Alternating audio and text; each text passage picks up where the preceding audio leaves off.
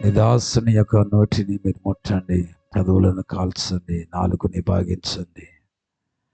ఇర్మియా నోటిని ఈ మాట ఉంచినట్లుగా ఉంచి మాతో మాట్లాడమని, లైవ్లో ఈ కార్యక్రమాన్ని వీక్షిస్తున్న బిడ్డలతో కూడా మీరు మాట్లాడమని, ఏ విధమైన అవరోధం అంతరాయం రాకుండా ప్రారంభం నుంచి ముగింపు వరకు నీ నామానికి మహిమకరం జరిగించుకోమని, ఎక్కడ అనాలోచనలు, నిద్ర, ఆత్మ ఎక్కడ పనిచేయకుండా యేసు నామములు వాటన్నిటిని బంధిస్తున్నాము నాయన.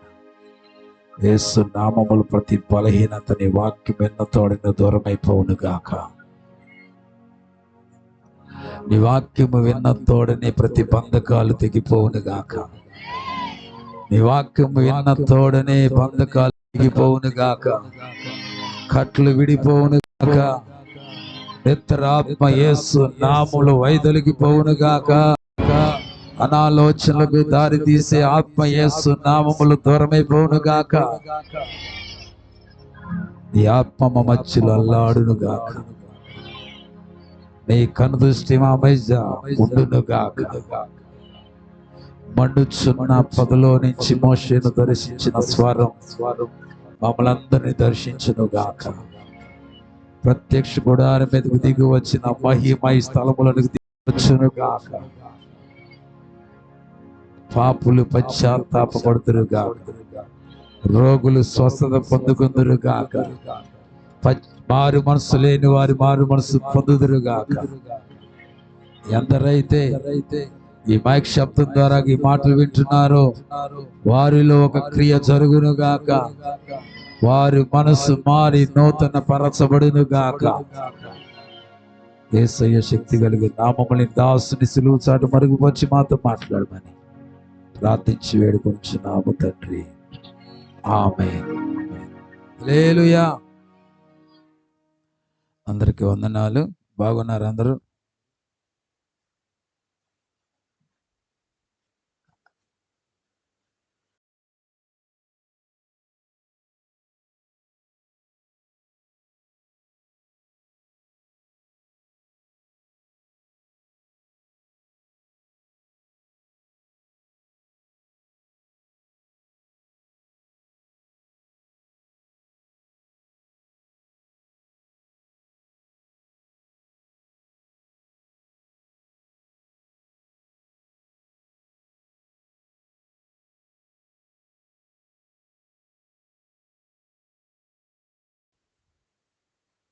నేను వందలాలు అడగలేను.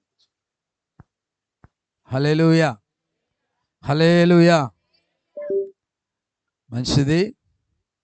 పోయిన నిన్నటి దినాన రమాగారి ఇంటికాడ చెప్పిన ఒక మాట ఏంటయ్యా అంటే, దేవుడు మనకి ఎన్ని నోర్లు ఇచ్చాడు?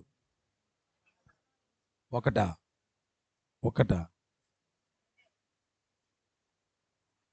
వసంత చెప్పి ఒకటి ఇచ్చాడా? ఒకటే ఇచ్చాడండి. దానికి కూడా సందేహమే. చెవులేని ఇచ్చాడు?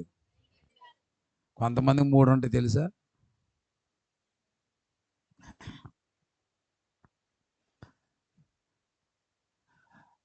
అంటే దాని అర్థం ఏంటి? నేను ఎన్నారుగా చెప్పేయండి. తక్కువ మాట్లాడాలి. అయితే తక్కువ మాట్లాడుకోమన్నారు కాబట్టి కొంచెం మాట్లాడుకుందామని. ఇక్కడ కాదు అది. ఇక్కడ వచ్చేసరికి అసలు మాట్లాడకూడదు, ఎక్కువగా వినాలి. ఓకే, పిల్లలు కూడా అంతే. మంచిది. ఈరోజు నా ప్రసంగ అంశం దేవునికి అంగీకారము కాని ప్రార్థనలు. దేవునికి అంగీకారము కాని ప్రార్థనలు. నీవు నాకు మొర్రబెట్టుము, నేను నీకు ఉత్తరం ఇచ్చేదను అంటే మళ్ళీ ఏంటి? అంగీకారం లేని ప్రార్థనలు ఏంటి? ఇవి కూడా ఉన్నాయా దేవునికి? ఆ విధమైన ప్రార్థనలు కూడా ఉందా? ప్రార్థనలు పలు విధాలుగా ఉన్నాయి. ఇంతకీ ప్రార్థనలు ఎవరు చేస్తారు? ప్రార్థనలు అనేది ఎవరు చేస్తారండి? దేవుడు చేస్తాడా? మనమే కదా చేసేది. అయితే మనము చేసే ప్రార్థనలు అవి ఎవరి ప్రార్థనలు దేవుడు అంగీకరించడు, ఎవరి ప్రార్థనలు అంగీకరిస్తాడు? ఒక భక్తుడు ఒక మాట చెప్పాడు ప్రార్థన గురించి. ప్రార్థన శక్తిని నెరిగినవాడు, ప్రార్థన విలువను శక్తిని నెరిగిన వాడు జయమును నెరిగిన వాడవుతాడంట. ఏమెరుగుతాడంట? జయాన్ని ఎరిగి ఉంటాడంట. దానికి రివర్స్గా చెప్పుకోండి, ప్రార్థన శక్తి యొక్క విలువను నెరగని వాడు జయాన్ని వాడు నెరగడు, అపజయాన్ని ఎరుగుతాడు, జయాన్ని పొందుకోలేడు. హల్లెలూయా. కాబట్టి ఈరోజు నీ ప్రార్థన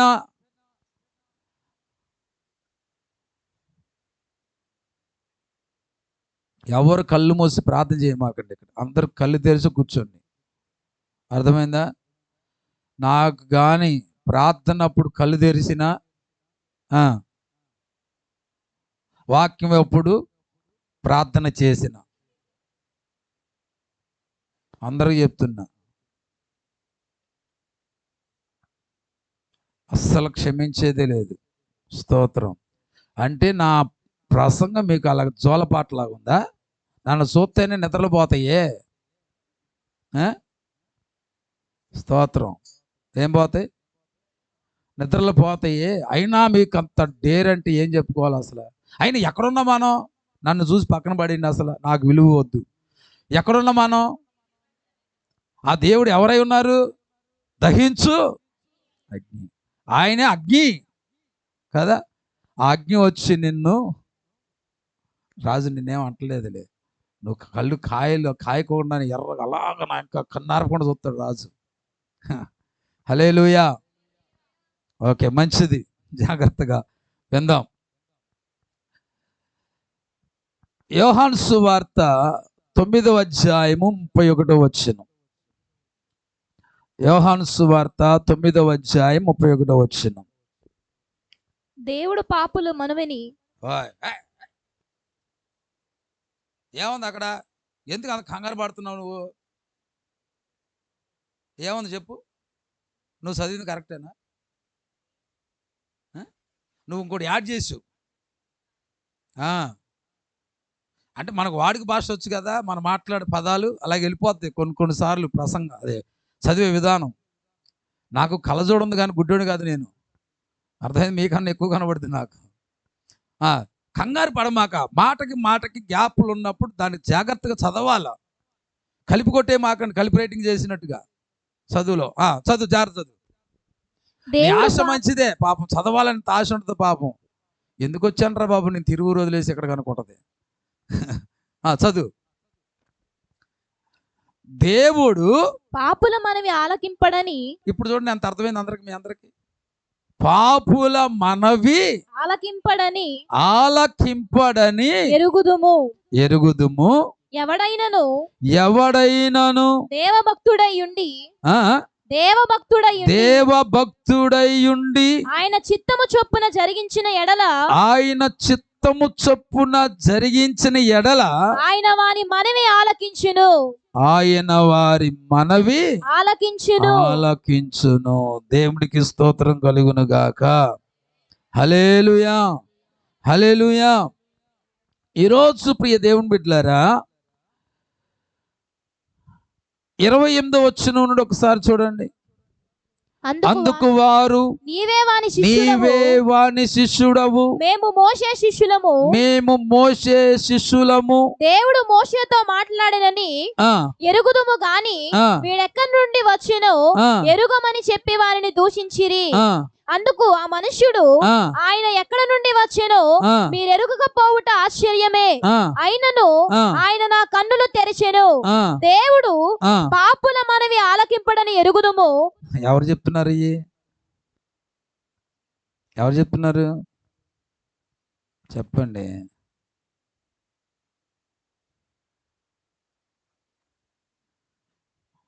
మారు మనసు పొందిన పాపి చెప్తున్నాడు. ఎవరు? మారు మనసు పొందితేనే ఆ మనిషికి దైవ స్వస్థత కలుగుతుంది. అర్థమైందా? లేకపోతే దైవ స్వస్థత జరగదు. దేవుడి చేత వాళ్ళు స్వస్థత పొందుకోలేరు. ఇప్పుడు ఈ మాటలు కన్నులు తెరవబడిన వాడు చెప్పుకుంటూ వస్తున్నాడు. దేవుడు పాపుల మనవి ఆలకింపడని ఎరుగుదుము. ఎవడైనను దేవభక్తుడయుండి ఆయన చిత్తము చొప్పున జరిగించిన ఎడల ఆయన వాని మనవి ఆలకించును. ఇప్పుడు ఫస్ట్ పాయింట్ అర్థమైపోయింది అనుకుంటా మీకు. దేవుడు ఎవరి లేకపోతే అంగీకరింపని ప్రార్థనలు, ఎవరి ప్రార్థనలు అంగీకరింపుడు అర్థమైపోయింది మీకు. ఎవరు ప్రార్థన అంగీకరించడు? పాపులంటే ఎవరు అసలు? కిందే మాట రాయబడింది, మొత్తం ఆన్సర్ ప్రశ్నలు అన్నీ అక్కడే ఉన్నాయిగా. దేవుని యొక్క చిత్తము చొప్పున జరిగించని ఎడల అంటే దేవుని చిత్త ప్రకారముగా జీవించని వారు పాపులు. ఈ పాపులు ఎవరో తెలుసా? రక్షించబడిన పాపులు. ఎవరు? రక్షించబడని పాపులు కాదు. ఇక్కడ అదే అంటున్నాడు, దేవుని చిత్తము చొప్పున జరిగించిన ఎడల ఆయన వారి మన ఆలకించును. ఒకవేళ చిత్తము జరిగించని ఎడల వాళ్ళ యొక్క ప్రార్థన దేవుడు ఏం చేయడు? అంగీకరించడు.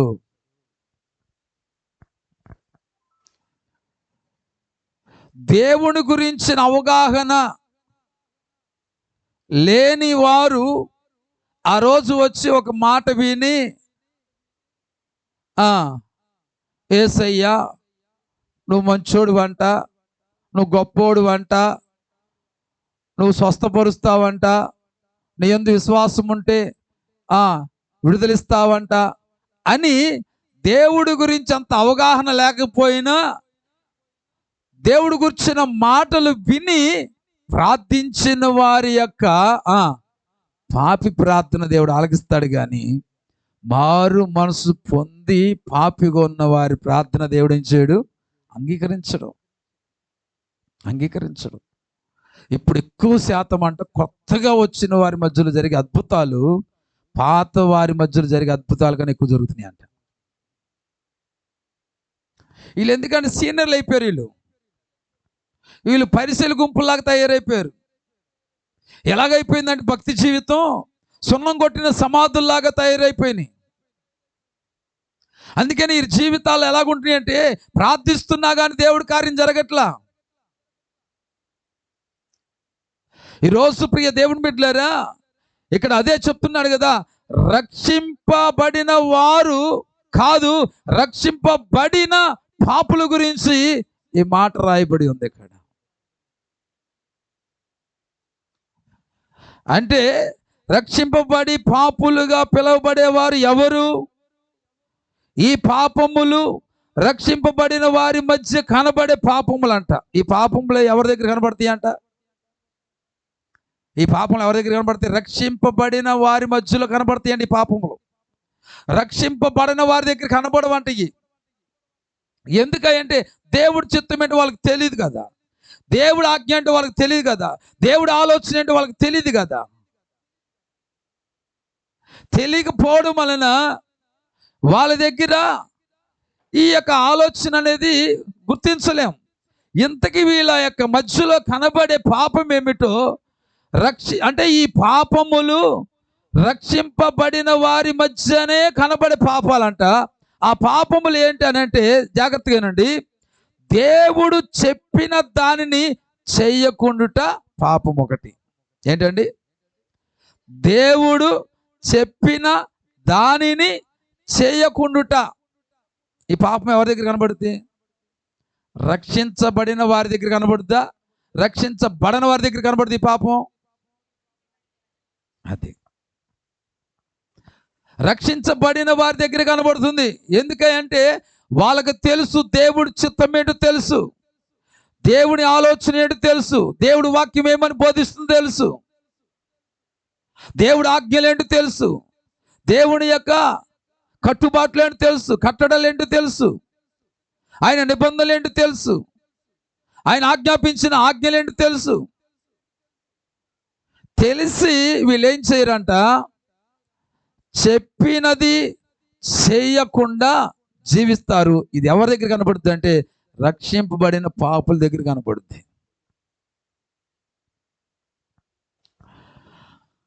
చూడండి ఒకసారి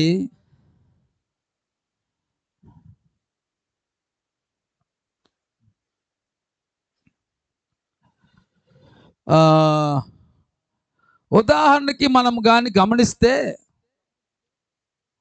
సౌలు యొక్క జీవితంలో నుంచి మనం ఒక్కసారి ఆరా చేస్తే చూడండి, సౌలు జీవితంలో సమూయేలు మొదటి గ్రంథం 15వ అధ్యాయం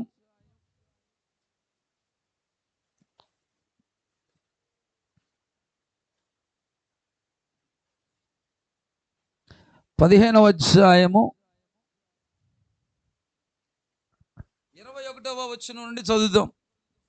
అయితే గిల్గాలులోని దేవుడైన యెహోవాకు, గిల్గాలులోని 19 నుంచి చదవండి, 19 నుంచి.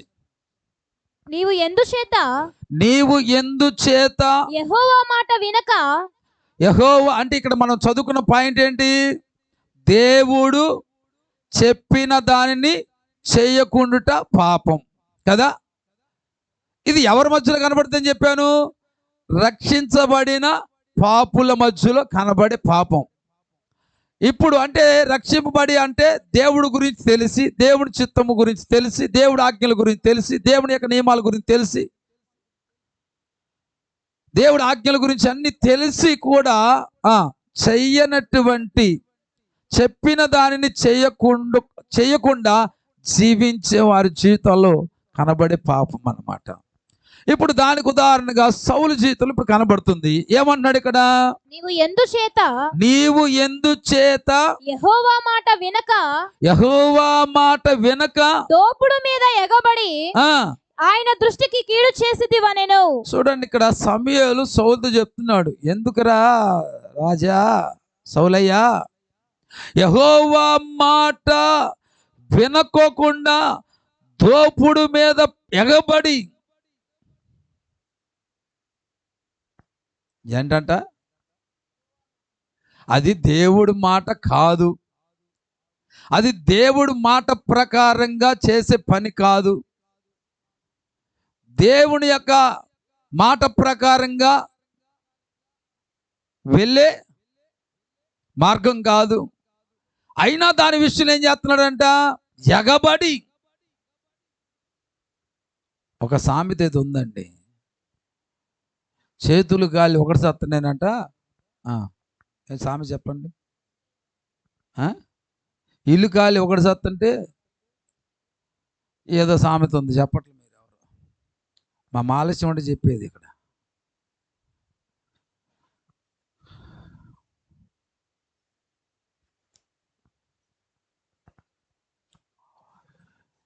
ఎందుకు చెప్పాను మాట, ఎందుకు చెప్పాను,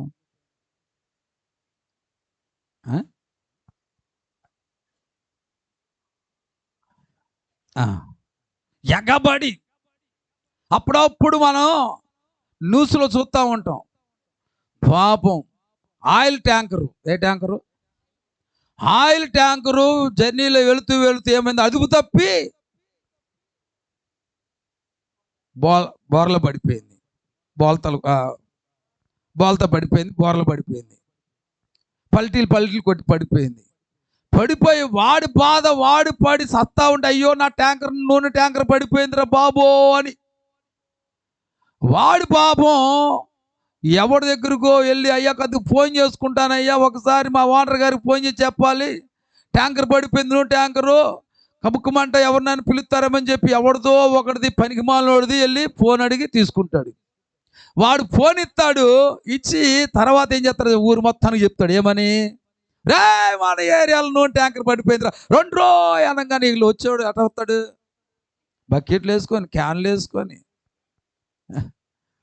మన దేశం యొక్క నడవడికి ఇట తగలడిందండి బాబు.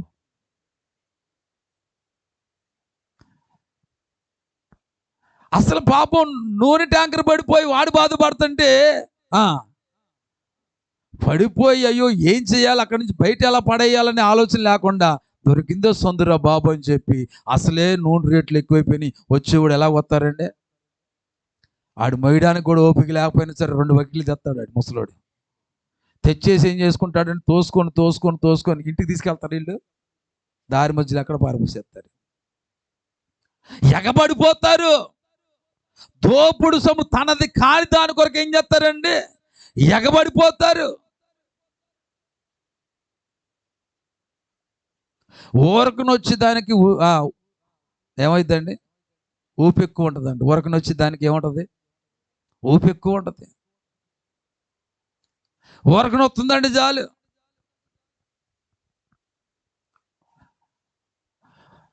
వందో మనిషి నువ్వన్నా సరే నుంచుంటారు. వెళ్ళి ఏం చేస్తారు?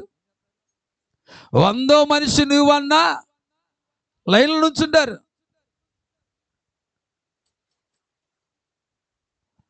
మందిరానికి వచ్చి ఒక్క గంట కానీ అరగంట కానీ కుర్చీలు లేక కాస్త నుంచోవలసి వస్తే, అసలు కింద కూర్చోవలసి వస్తేనే సోపాలు పడతారు కదండి. ఏం చేస్తారు? కింద కూర్చోవడానికైనా కుర్చీలు లేక కింద కూర్చోవలసి వస్తే ఏం చేస్తారు చెప్పండి? అమ్మా నీ మెడ పెట్టిందండి, నీ ప్రార్థన చేయాలి, కొద్దిగా జరిగింది అక్కడి నుంచి చూస్తాను, కథ జరగవచ్చు కదా, ప్లేస్ ఉంది కదా పక్కన, జరుగు అటు కూర్చో. ఇప్పుడు నువ్వు మెడకే వంచుకొని చూసి అంత బాధగా లేదు నీకు, ఫ్రీగా చూడున్నాను ఇప్పుడు. హల్లెలూయా హల్లెలూయా. అదే కానీ ఊరకన వస్తుంది అనుకుంటే అసలు ఊరకనే కాదులేండి. ఈ నెలలో కందిపప్పు విత్తనాలు స్టోర్లు అంటే చాలు ఏం చేస్తారు? గంటల ధరబడి అవసరమైతే తోసుకొని పూసుకొని ఎదురావు దగ్గర చెమట కంపు కొట్టినా సరే మూతికి కొట్టట్టు పెట్టుకొని, ఆకలేస్తున్నా సరే అర్జెంట్ అయినా సరే ఏం చేస్తారు? ముక్కుతూ మూలుగుతూ ఓచుకుంటూ కందిపప్పు తీసుకెళ్లే వరకు నిద్రపోరు. కానీ మందిరములు మాత్రం ఒక గంట అయినా కూర్చోవలసి వస్తే కింద కానీ అసలు వచ్చేవాళ్ళు ఇప్పుడు ఏం చేస్తున్నారంటే ఫ్యాన్ చూస్తున్నారు, పైన కింద కుర్చీ చూస్తున్నారు. ఈ 2 లేకపోతే మాత్రం ఆ కువారానికి పరిమితం అవుతున్నారు. హల్లెలూయా. జాగ్రత్త. ఇక్కడ సౌలు ఏం చేశాడు? దేవుడి మాట వినుకోకుండా దోపుడు సొమ్ము కొరకు ఏం చేశాడంట? ఎగబడి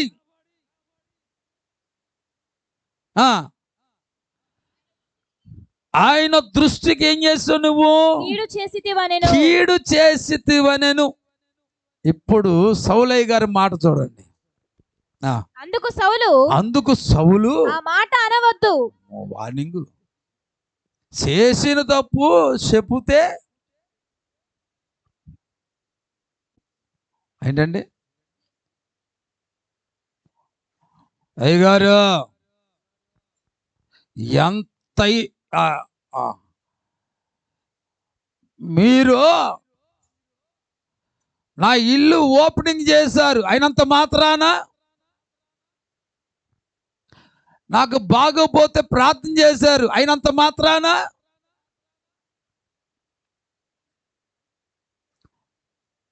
మా బెండు నా మీద ప్రేమతో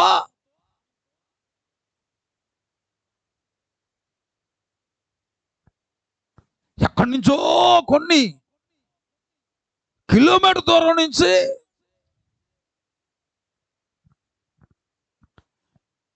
ప్రసాదం తెచ్చాడు.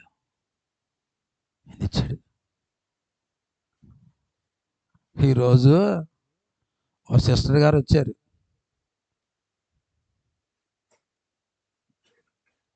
అయ్యగారు ప్రార్థన చేయండి అయ్యగారు అంటే, ఏటమ్మా ఏమైంది? ఏం చెప్పమంటారు అయ్యగారు? జరగకూడని నేరం జరిగిపోయింది. నీ పేరు చెప్పను, పరిస్థితి ఏంటని చెప్పను అంటే, పోయిన ఆదివారం ఎందుకు రాలేదమ్మా ప్రార్థనకి అని అడిగా. ఏం చెప్పమంటారు అయ్యగారు? ఆ కార్యక్రమం మా ఇంట్లో పెట్టేశారంట. ఏం పెట్టేశారు? ఆ కార్యక్రమం ఏంటో చెప్పండి. దేవుడు చెయ్యొద్దని చెప్పిన దానిని చెయ్యుట.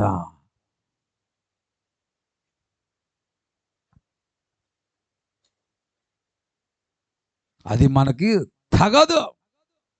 అడిగామనుకోండి, ఏం చెప్పమంటారు అయ్యగారు? మరి పెట్టేశారు కాదంటామా? ఇప్పుడు వాడు అనుభవించు. జీవితములో ఎన్నో దెబ్బలు తగిలినా, ఎన్నో కార్యాలు దేవుడు తగిలినప్పుడల్లా లేపినా, బాగు చేసినా, ఇంకా నీకు జ్ఞానోదయం కలగకపోతే వాళ్ళకి దేవుడి గురించి తెలియదు కదా, తెలిసి నువ్వెందుకు పొరపాటు చేస్తున్నావు? ఆల్రెడీ సంఘములు అలాంటి పొరపాటు చేసి నేటి వరకు కూడా దాంట్లో బయట పడగా నలిగిపోతుంటే ఇంకా నీకు జ్ఞానోదయం కలగకోకుండా ఇంకా అదే పాపిష్టి పని, అదే పెంట పని చేసుకుంటూ కూర్చుంటే ఇప్పుడు నీ జీవితంలో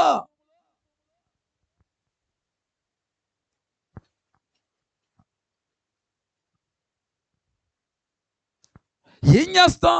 చెప్పినా వినుకోకుండా శాతస్థంగా జీవిస్తూ ఇంకా పైపెచ్చు ఏదైనా అన్నాం అనుకోండి, ఇక నా మీద అలుగుళ్ళు. ఇప్పుడు బాధపడుతుంది. నేనా మీ విన్నోళ్ళ చెప్పండి, నేనా విన్నోళ్ళ చెప్పండి? వినుకోకుండా తిరుగుబాటు చేసి జీవించిన వాళ్ళ ఏమైందిలే. అరే, పోయిన వారం ప్రభువుని బలపరిచర్య, ఆ పరిచర్యను కూడా నువ్వు తోలనాడావుగా. అంటే అంత విలువైన పరిచర్య, దుక్కుమాలిన కార్యక్రమానికి ఆ కార్యక్రమం కొలుస్తుంది, దీన్ని నువ్వు చేతులారా పాడు చేసుకున్నావుగా. ఇప్పుడు నీకు బాగోపోతే ఎవరు కావాలి? ఇప్పుడు ఆ కార్యక్రమం పెట్టిన వాళ్ళకి చెప్పబోయావా? వాళ్ళకే దిక్కు లేకుండా మీ పాత్ర గారు అది మీ దేవుడికి ప్రార్థన చేయండి మా కుటుంబం కొరకు అని చెప్తారు. మళ్ళీ వాళ్ళ కోసం నువ్వేం చేస్తున్నావు? విలువైనటువంటి కార్యక్రమాన్ని కాలదంతావా? ఇంకా ఎప్పుడు జ్ఞానం? అందుకేనన్నా ఎక్కువగా చూడండి, ఎవరి మనవి దేవుడు ఆలకించడంటే రక్షించకుండా పాపులుగా ఉన్న వారి మనవి కాదు దేవుడు ఆలకించింది. రక్షింపబడి కూడా దేవుడు చిత్తాన్ని తెలిసి కూడా ఆ చిత్త ప్రకారంగా నడుచుకొనని పాపులు ఉన్నారే, వారి మనవి నా దేవుడు ఆలకించాడు.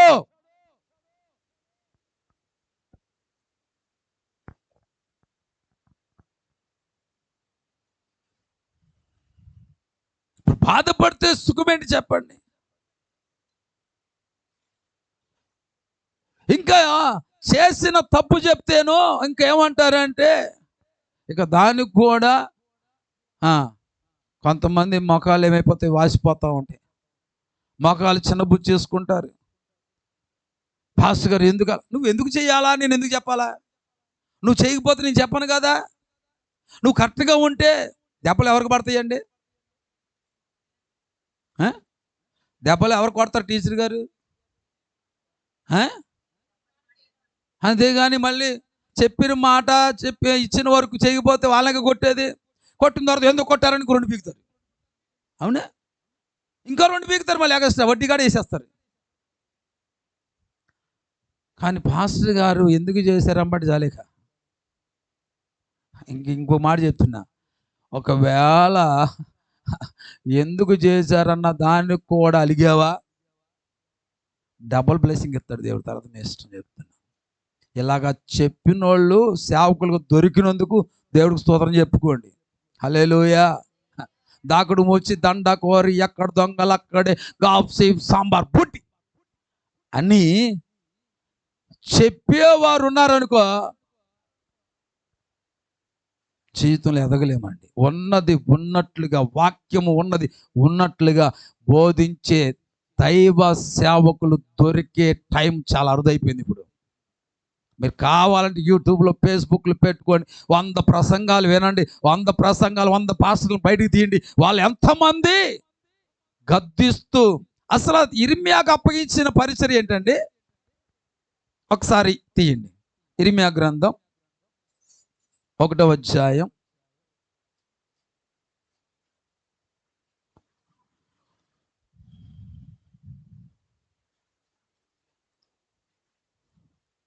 ఒకటో అధ్యాయము 10 వచనం చదవండి. పెళ్ళగించుటకును పెళ్ళగించుటకును విరగొట్టుటకును నశింపచేయుటకును పడద్రోయుటకును. ముందన్నీ ఏమన్నాయండి? ఫస్ట్ది ఏముంది? ఏంటంట? పెళ్ళగించుటకును. రెండోది విరగొట్టుటకును. పెళ్ళగించిందని ఏం చేయాలి? ముందేం చేస్తాం? ఒక గడ్డని పెళ్ళగిస్తాం పొలుగుతో, అవునా? పెళ్ళగిస్తామా? దాన్ని ఏం చేస్తాం? మళ్ళీ గడ్డలుగా ఉంటే విరగొడతావా?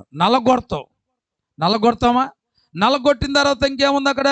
సింపజేయుటకును. ఆ నల్లగొట్టిన తర్వాత నువ్వు వేసిన విత్తనము ఎదక్కోకుండా ఏవైతే అడ్డుగా ఉన్నాయో వాటన్నిటిని ఏరి పక్కన ఏం చేస్తారండి? లేకపోతే దాంట్లో పిచ్చి పిచ్చి మొక్కలు కానీ ఏమైనా ఉంటే ఏం చేస్తారు? నశింపు చేస్తారంటే చచ్చిపెట్లు చేస్తారు, లేకపోతే కాల్చి పడేస్తారు. తర్వాత పడద్రోయుటకును, అంటే పడద్రోయవలసినవి పెద్ద పెద్ద బండలు కానీ రాళ్ళు కానీ ఏమైనా ఉన్నాయి అనుకోండి, వాటన్నిటి కూడా ఏం చేస్తారు?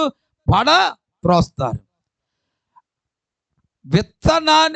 విత్తనము విత్తడానికి వీలు పడే అంతగా ముందు పొలాన్ని దున్ని విత్తనం విత్తడానికి వాలుగా ఉన్నప్పుడు ఏం చేస్తారండి? విత్తుతారు.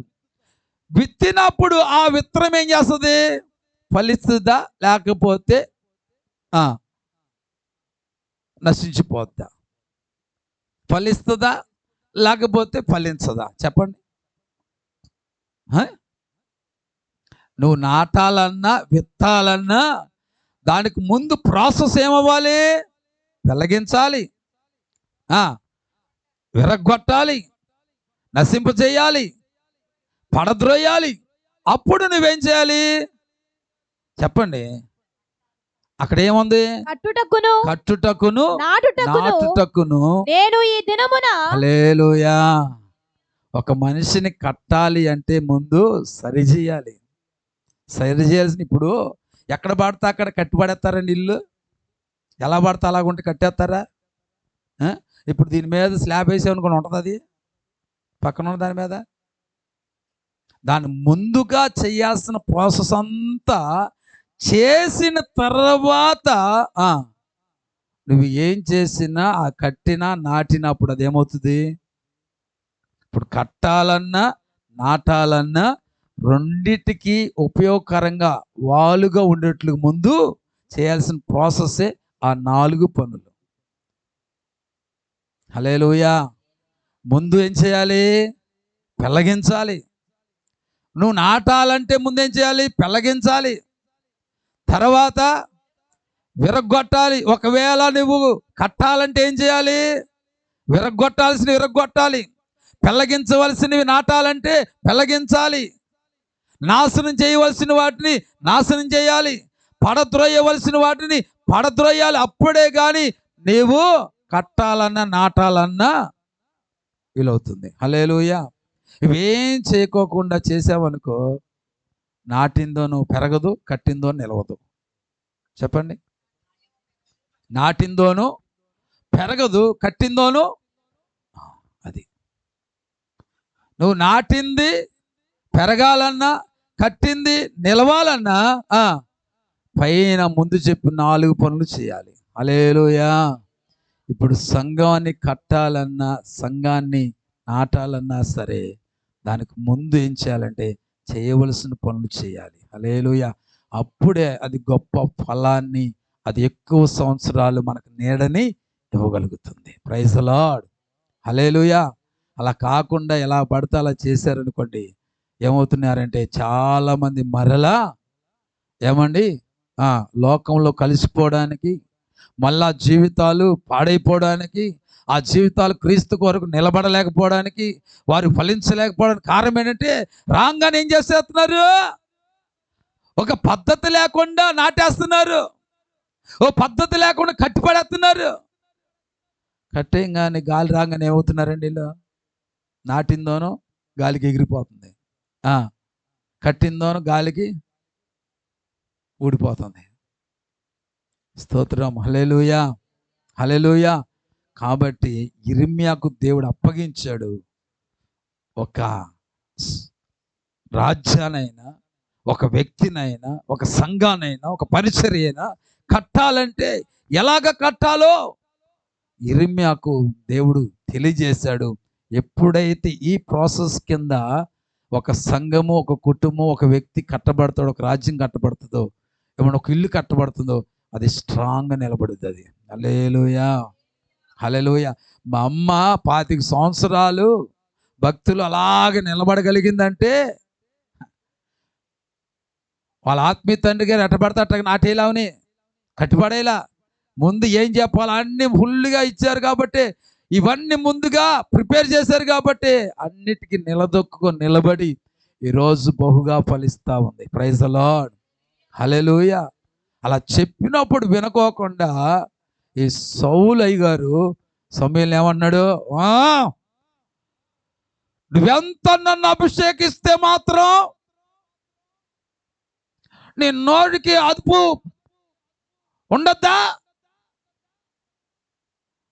అదుపు తప్పి మాట్లాడమాక, నేను రాజుని, నీ చేత అభిషేకించినంత మాత్రాన నన్ను ఎలా పడితే అలాగంటావా, ఎలాగైతే నా మెల్ల 3 ముళ్ళేసావని చెప్పి నీ ఇష్టం వచ్చినట్టు కొడితే పడుండే రోజులు అనుకున్నావా?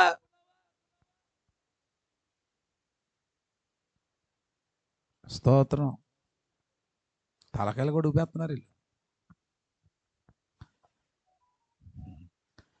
పాతకాల పద్ధతుల ప్రకారంగా బతికినోళ్ళే బతికినంతకాలం సంసారం చేశారు. ఇప్పుడు ట్రెండ్లు మారిపోయిన కొద్దిగా ఏమైపోతున్నాయి చెప్పండి, దండలు మార్చుకున్నట్టుగా మార్చేసుకుంటున్నారు అన్ని. హల్లెలూయా.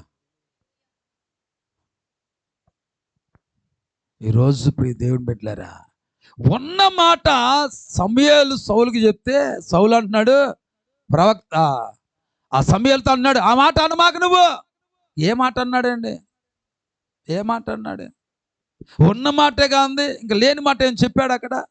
అందులో చేసిన పొరపాటు నీ క్షేమం కోరి ఒకవేళ నాకు అనిపిస్తుంది కదా, ఆ మొదటి మాటలోనే సౌలుకు మారు మనసు వచ్చినట్లయితే ఆ రాజ్యము సౌలుకు దక్కేదేమో, రాజు ఆ పదవి దక్కేదేమో.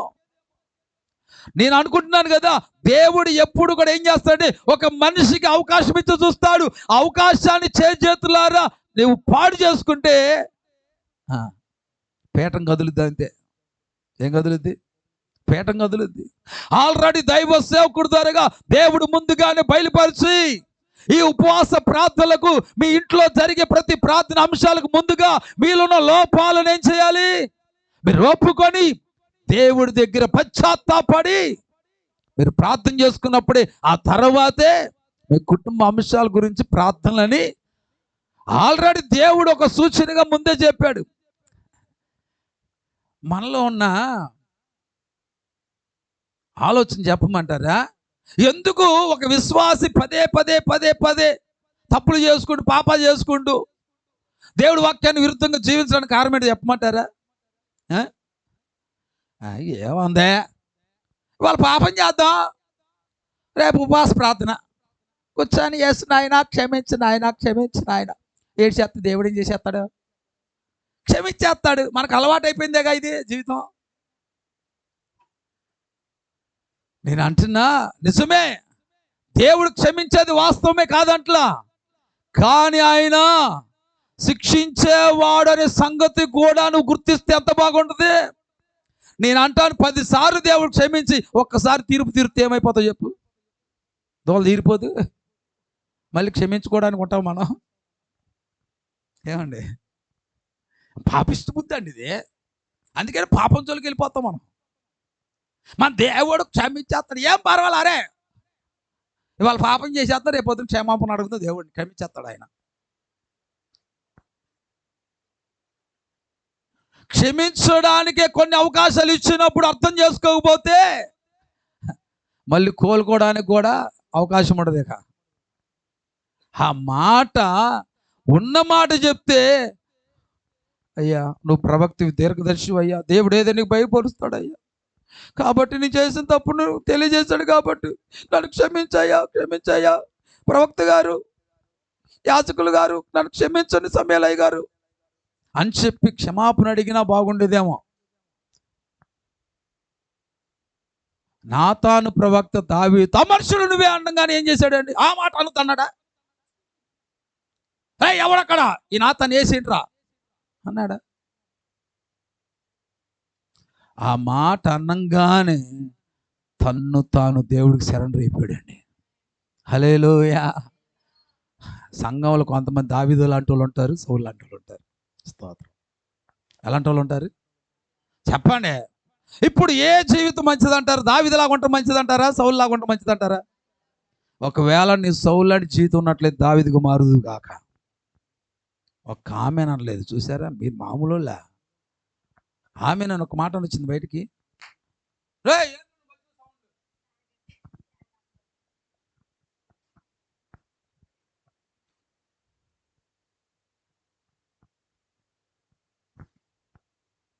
హల్లెలూయా.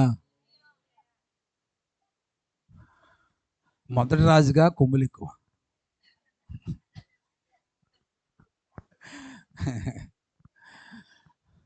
స్ట్రాంగ్ బిలీవర్, మొదటి విశ్వాసిని. చూసి చూడట్టుకు పోవాలా, అది మన వల్ల కాదే. మన చర్చిలో అంత బ్లెస్సింగ్ ఎవరి మీద ఉంటుంది ఎక్కువ? ఎవరు నమ్ముకుంటారో అలాగే పడతాయి దరువులు ఎక్కువ. స్తోత్రం. కారణం ఏంటి తెలుసా? దేవుడు వాక్యం చెప్తుంది, ప్రేమించిన వాడిని దేవుడు గద్దిస్తాడంట. Praise the lord. ప్రేమించిన వాడిని దేవుడు గద్దించడండి, పట్టించుకోడు అసలు. ఆ మొదటి గద్దింపుకే లోబడితే చివరి గద్దింపు అని ఎత్తుకు రాదు. Praise the Lord. మొదటి గద్దింపులను లోబడితే నీ జీవితంలో చివరి గద్దింపు అనేది రాదు. మొదటి గద్దింపు నువ్వు లోనైతే క్షమాపణ దొరుకుతుంది, చివరి గద్దింపుకు నువ్వు లోబడిన క్షమాపణ దొరకదు.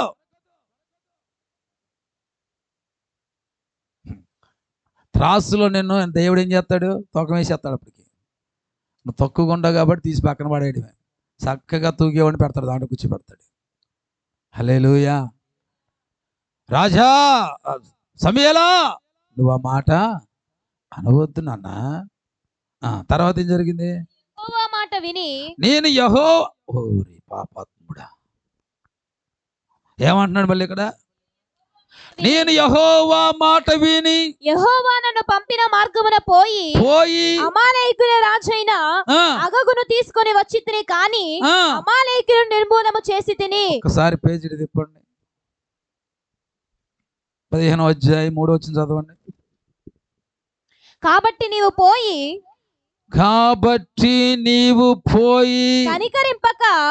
కనికరింపక అమాలేకులను హతము చేయుచు పురుషులనేమి స్త్రీలనేమి బాలురనేమి పసిపిల్లలనేమి ఎద్దులనేమి గొర్రెలనేమి ఒంటెలనేమి గార్ధములనేమి అన్నిటినీ హతము చేసి వారికి కలిగినదంతయు బొత్తిగా పాడు చేసి అమాలేకులను నిర్మూలము చేయుమని చెప్పాను.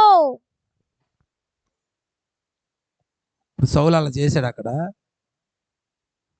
నానా అమాలేకులందరినీ వేసారా, రాజు మాత్రం బతికించరా? అసలు ప్రజలు తప్పు చేయడం కారణం ఎవరు? అసలు ముందు ఎవరిని వేసేయాలి? అప్పుడప్పుడు మన వాళ్ళు అంటారు, రే నిన్ను కొడితే తమ్ముడికి బుద్ధి వచ్చిందిరా. ఎవరిని కొడితే? తమ్ముడు లేలే, మనోడు దొరికిందని పట్టుకుని వేలాడతాడు. ఇక నేను తప్పు చేసినప్పుడల్లా అన్నం కొట్టమ్మా నాకు బుద్ధి వచ్చింది అంటాడు. సహజంగా ఏమంటారు? ఎవరైనా వాడేది అదే కదా. ముందు పెద్దోళ్ళు కొడితే చిన్నోళ్ళకి ఏమవుతుందంట? కెలికేది పెద్దోళ్ళే ముందు అసలు. అందుకని ఇక్కడ కూర్చోబెట్టా. హల్లెలూయా. ఇక్కడ దేవుడు అని పంపుతూ ఏం చెప్పాడు? సమూయేలుతో పంపిస్తూ ఏం చెప్పాడు? అస్సలకి ఇక్కడ అన్నాడు కదా, నీవు పోయి అసలు కనికరింపక ఏం చేయక కనికరించొద్దంటే ఏంటి అర్థం? ఒకవేళ నువ్వు కనికరపడితే జాలి పడతావురా నాయన. నువ్వు కనికరపడ్డావు కథ తెచ్చుకోవాలనిపిస్తుంది నీకు.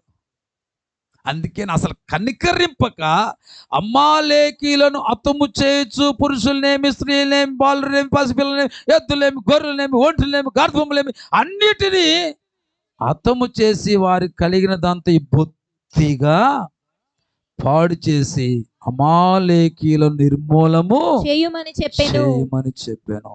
ఈ అగగ్ అనేవాడు అమాలేకుడు కాదా? ఆయనకు రాజు కాదా? కానీ మనోడు ఏం చేశాడు? ఇప్పుడు ఏమన్నాడు? దేవుడు చెప్పినట్లుగా నేను చేశాను, అందరినీ హతం చేసి అగగును మాత్రం ఏం చేశాడంట? తీసుకొని వచ్చి తిని, కానీ అందరిని నిర్మూలన చేసి తిని. ఇక్కడ కూడా అబద్ధమే. తర్వాత చదువు. కానీ అమాలేకులను నిర్మూలము చేసి తిని, అయితే గిల్గాలులో నీ దేవుడని యెహోవాకు బలి అర్పించుటకై. పాపం దేవుడి దగ్గర ఏమి లేవుగా. దేవుడు అడిగాడు ఇప్పుడు సౌలయ్య గారు, నానా నువ్వు అమాలేకుల దగ్గర నుంచి రాగా నాకు బలి అర్పించరా అని పాపం కోరుకున్నాడు.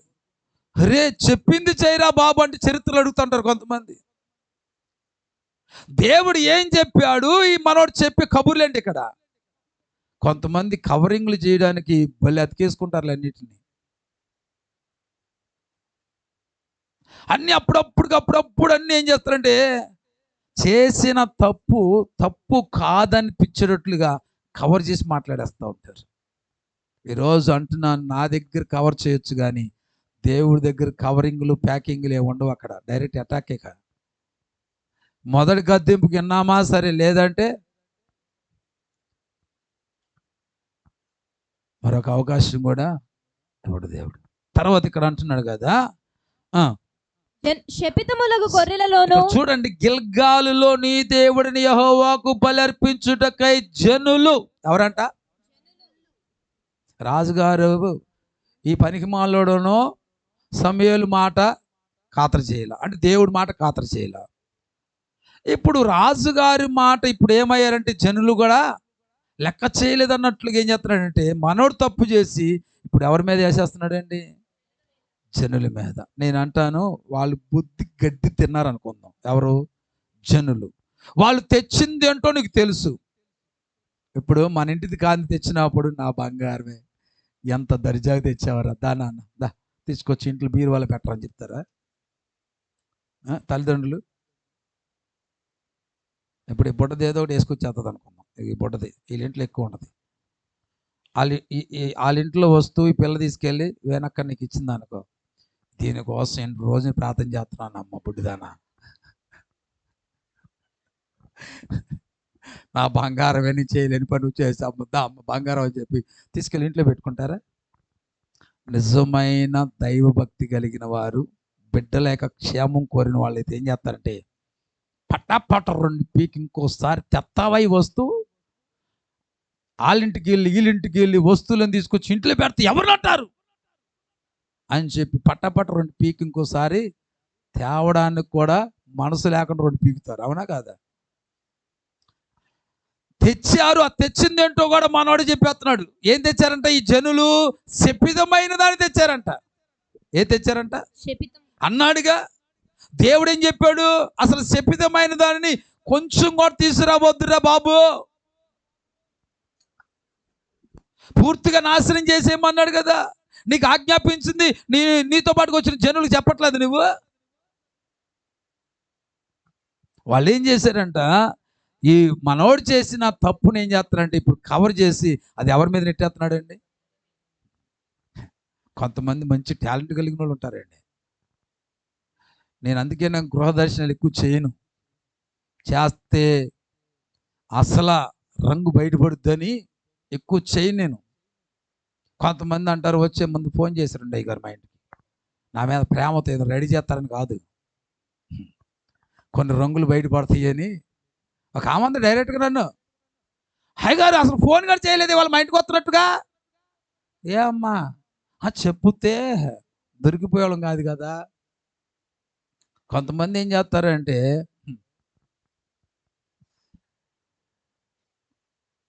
వెళ్ళంగానే ప్రత్యక్షం అయితే ఏంటంటే టీవీలో సినిమానో సీరియల్. కొంతమందికి ఎంత గుండు ధైర్యం తెలుసా, పాస్టర్ గారు వచ్చిన సీరియల్ కూడా ఆపరు, వీళ్ళు సినిమాలు కూడా ఆపరు. పాస్టర్ గారు మీరు కూడా కూర్చొని కాసేపు చూస్తూ ఉండండి నాతో పాటుగా. ఉన్నారు బ్యాచ్, అలాంటి బ్యాచ్ ఉన్నారు. నేను చెప్పాలి అప్పుడు, అమ్మ కాసేపు అది ఆపుతావమ్మా, పాస్టర్ గారు ఆపుతా.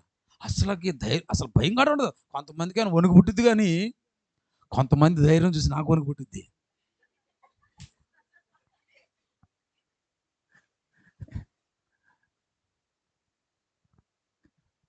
ఎందుకు వణుకు పుట్టుద్ది తెలుసా, వాళ్ళకున్న ధైర్యాన్ని బట్టి కాదు.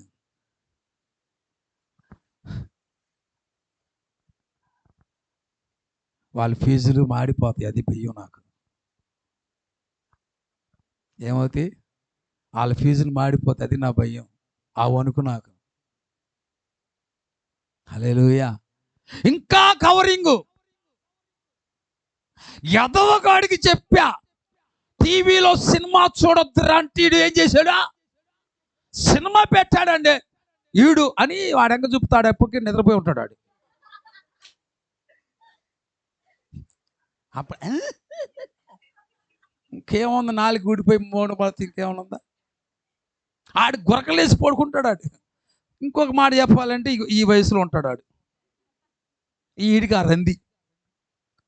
కొంతమంది అబద్ధాలు చెప్పాడు నిజాలు చెప్పేస్తారు వీళ్ళు. అబద్ధాల్లో నుంచి ఏం బయటకు వస్తుంది. ఇప్పుడు మనోడు మాట దాటేసాడప్పుడు ఏం చేస్తున్నాడంటే అన్ని చెప్పుకుంటూ వస్తున్నాడు నిజాలు. ఒకటో నువ్వు జనులు చేశారంట, సరే అది శపితమైందని కూడా తెలిసి కూడా నువ్వు ఎలా తెప్పించావురా. దేవుడు నీకో చెప్పింది, దేవుడు నీతో కదా చెప్పింది, మారు మనసు పొందిన నీతో కదా చెప్పింది దేవుడు. ఆ కట్టుబాట్లు వదిలేయి, ఆ సాంప్రదాయాల ముసుగులో నుంచి బయటికి రా. ఆ పద్ధతులు వద్దు, ఆ ముహూర్తాలు వద్దు, ఆ మూఢనమ్మకాల వైపు వెళ్ళమాక. నీకు కదా చెప్పింది. నేను చేయట్లేదండి, చేపిస్తున్నా. ఏంటంట, చేయడం వేరు చేపించడం వేరు అనుకుంటా. నేను ఒకసారి మా పాస్టర్ గారితో అనుకుంటా, పాస్టర్ గారు మాకు దసరాకి 1 కేజీ వేట మాంసం ఇస్తారు పాస్టర్ గారు. నేను తింటలేదు పాస్టర్ గారు, వేరే వాళ్ళకి ఇచ్చేస్తున్నామా. అడిగి ఏమయ్యా మరి దసరాకి ఇలా కోస్తారు కదా, మరి ఏంటి తెచ్చుకుంటావా అంటే, తీసుకొస్తాను కానీ మేము తినమండి. మరి ఏం చేస్తావా, వేరే వాళ్ళకి ఇస్తామంట అని చెప్పా. అప్పుడు మా పాస్టర్ గారు చెప్పారు, నువ్వు తీసుకున్నది తినకపోయినా, తీసుకున్నది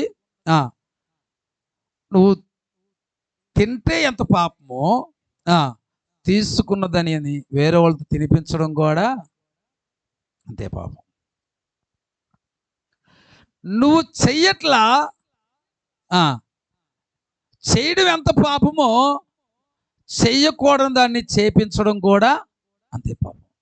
నువ్వు చూడట్లా, చూసింది ఎంత పాపమో ఇతరులకు చూపించడం కూడా అంతే పాపం. అరే నువ్వు చూడరా, తర్వాత నాకు చెప్పరని అర్థం. నువ్వు తినరా, తినిన తర్వాత టేస్ట్ ఎలాగ చెప్పు, ఆ టేస్ట్తో కడుపు నింపేసుకుంటా నేను. వాసనతో కడుపు నింపుకున్న లేరు. హల్లెలూయా. మీకు అన్నీ నాకన్నా కాస్త బాగా తెలుసు, కానీ కొంతమంది ఒకడు సినిమా చూసి వస్తాడు, వాడు చూసిన దానికంటే ఇంకాస్త ఎక్కువ వేసి చెప్పడం ద్వారాగా వీడు చూసి వచ్చినోడు కంటే ఎక్కువ చెప్పేస్తాడు. వీడు విన్నవాడు ఏం చేస్తాడంటే చెప్పినోడు బట్టి సినిమా చూసి వచ్చినోడు కన్నా విన్నవాడు ఇంకెక్కువ చెప్తాడు. ఎందుకంటే చూసినోడు ఎక్కువ చెప్పాడు కదా వీడికి. అబ్బా నిజమారా, అలాగారా, మరేమనుకున్నావు అంటే ఇలాగ విని ఆనందపడేవాళ్ళు అనమాట. ఈ విషయంలో కూడా జాగ్రత్త. చెయ్యొద్దన్న పని చేయడం ఎంత తప్పు, ఆ పని ఇతరులు చేయించడం కూడా అంతే తప్పు, అంతే పాపం. గుర్తుపెట్టుకోండి. హల్లెలూయా, హల్లెలూయా. ఇక్కడ అంటున్నాడు, శపితమైన దానిని ఏం చేశారంట, శపితములకు గొర్రెలలోను ఎడ్లలోను ముఖ్యమైన వాటిని తీసుకొని వచ్చిరని. శపితమైన దాంట్లో కూడా ముఖ్యమైన ఉంటాయా? ఓరి నాయని తెలివితేటలు పాడుగాను. భలే కొడుతాడు కొంతమందిలో మాత్రం టాలెంట్లో. దేవుడు శపితమైన దాంట్లో నుంచి కూడా మనోడు శ్రేష్టమైన బయటికి లాగాడంటే సౌలంత కనుడు మరొకరు లేడని చెప్పాలా. స్తోత్రం. కొంతమంది టాలెంట్లు అండి దేవుడి కన్నా మించిపోయి ఉంటాయి. అసలు దేవుడికి బలి పెరిగిపోయి ఉంటుంది అక్కడ. ఓరి నాయన, శపితమైన దాంట్లో నుంచి కూడా శ్రేష్టమైన వాటిని బయటికి తీసుకుని గన్నుడు రా నీవు అని ఇలాంటి వాడికి ఇంకెక్కువ వేయాలి శిక్ష.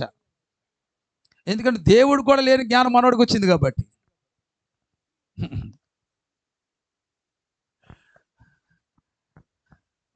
మంచివి కాని వాటిలో నుంచి మంచిని తీసుకురాగలిగిన వాళ్ళు ఉంటారు. ఏషిని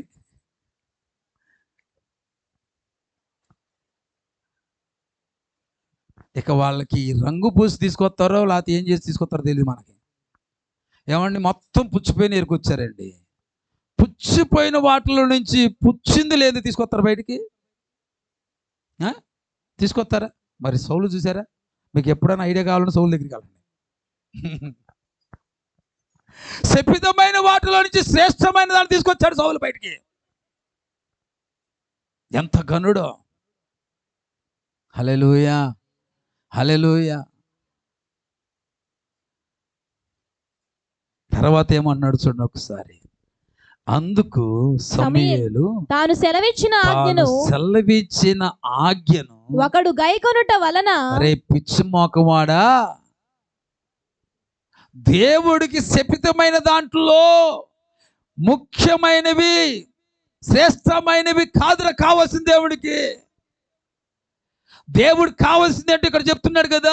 అందుకు సమూయేలు తాను సెలవిచ్చిన ఆజ్ఞను ఒకడు గైకొనుట వలన యెహోవా సంతోషించున్నట్లు ఒకడు దహన బలులను అర్పించుట వలన ఆయన సంతోషించునా? ఆలోచించు. బలులు అర్పించుట. నేను అంటున్నాను ఈరోజు ఆలోచించాయి. దేవుడు సంతోషించే పని ఏంటో అది ఆలోచించాయి. ఒక దైవ సేవకుడికి చెప్తున్నాను, నన్ను సంతోషపెట్టే భక్తి నేను ఇష్టపడట్లేదు, కానీ దేవుడు సంతోషపడే భక్తి అది చేయి చాలు నాకు. దాని విషయం ఆలోచించాయి. నువ్వు చేసే పని వలన దేవుడు సంతోషిస్తున్నాడా? నీ ప్రార్థన వలన దేవుడు సంతోషిస్తున్నాడా? నీ భక్తి వలన దేవుడు సంతోషిస్తున్నాడా? నీ ప్రవర్తన వలన, నీ ఆలోచన వలన, నీ ఉద్దేశం వలన, నీ కట్టుబాట్ల వలన, నీ తీర్మానాల వలన దేవుడు సంతోషిస్తున్నాడా? ఆలోచన చెయ్యి. నువ్వు చేసే భక్తి వలన దేవుడికి సంతోషం కలుగుతుందా? దైవ సేవకుని సంతోషం పెట్టే అలవాటు పక్కన పడేయండి. ఆలోచన విధానం పక్కన పడేసి దేవుని సంతోషం పెట్టే ఒక భక్తి నువ్వు కలిగి ఉన్నావా? ఈరోజు గమనించి ఒక్కసారి. ఏది దేవుడికి సంతోషకరమైనదో ఆ భక్తి చేయండి. ఒక దైవ సేవకుడికి అంతకన్నా నువ్వేం కోరుకోవట్లే, మీ దగ్గర నుంచి అంతకు మించిన ఏం కోరుకోవట్లా. నువ్వు ఏది చేసినా సరే అది ఆ శపితమైన దాంట్లో శ్రేష్టమైనదో బలులో లేకపోతే నీ ఏదైనా ఉన్నాయి, నీ తలకాయో తోకో కాళ్ళు నాకు తెలియదు. ఏది చేసినా అది ఎలాగుండాలంటే దేవుడికి సంతోషకరమైనదిగా ఉండాలి. అంతే. ఆలోచించే ఒకసారి. ప్రైజ్ ది లార్డ్, హల్లెలూయా. తర్వాత అంటున్నాడు, బలులు అర్పించుట కంటే ఆజ్ఞను గైకొనుటయు పొట్టేళ్ల క్రొవ్వు అర్పించుట కంటే మాట వినుటయు శ్రేష్టము. ప్రైజ్ ది లార్డ్, హల్లెలూయా, హల్లెలూయా. నువ్వు ఎలాగ పడితే అలా జీవించేసి, ఒక మాట చెప్తాను ఇక్కడ. ఒక మాట ఏంటంటే,